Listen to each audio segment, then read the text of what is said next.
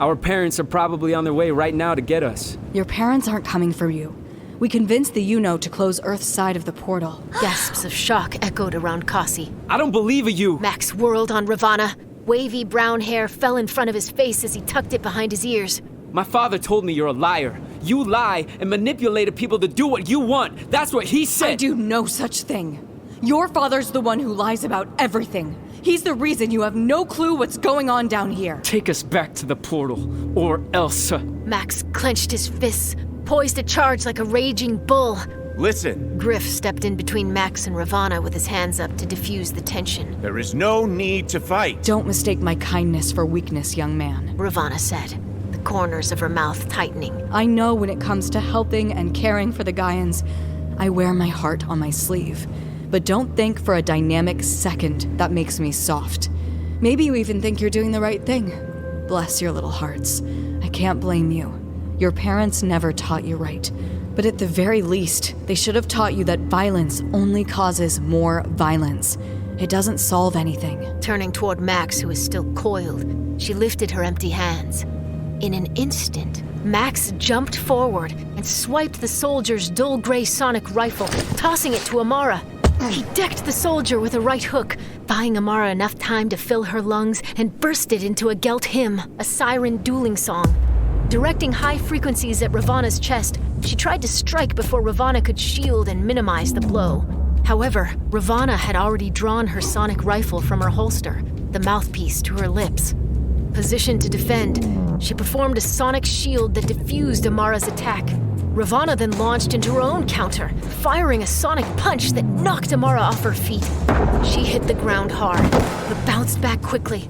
Back on Amal, Kassi had seen her duel many times before. She'd only ever lost once.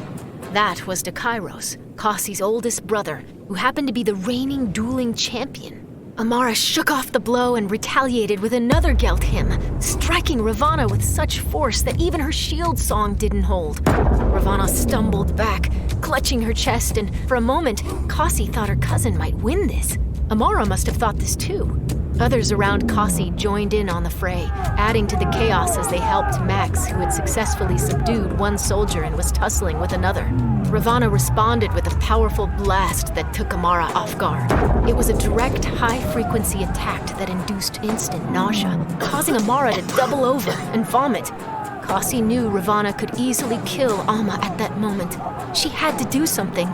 Scrambling to snatch the sonic rifle that had spilled to the ground, she pressed it to her mouth and tried performing a shield song. With her broken voice, nothing came out. Even with a healthy voice, Kassi knew if Amara couldn't beat Ravana, Kassi didn't stand a chance. Behind her, she heard Amara groaning from the ground, clearly in no condition to resume her duel.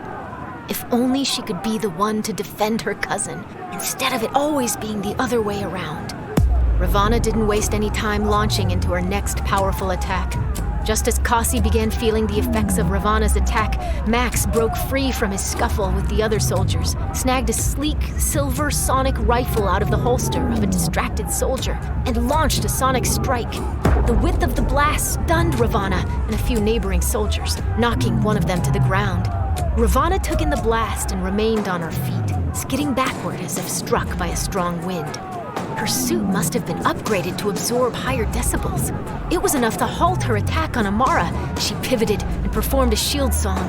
The second Max ran out of breath, Ravana countered with a violent Gelt hymn. Her mood darkened as she faced Max as if it were personal.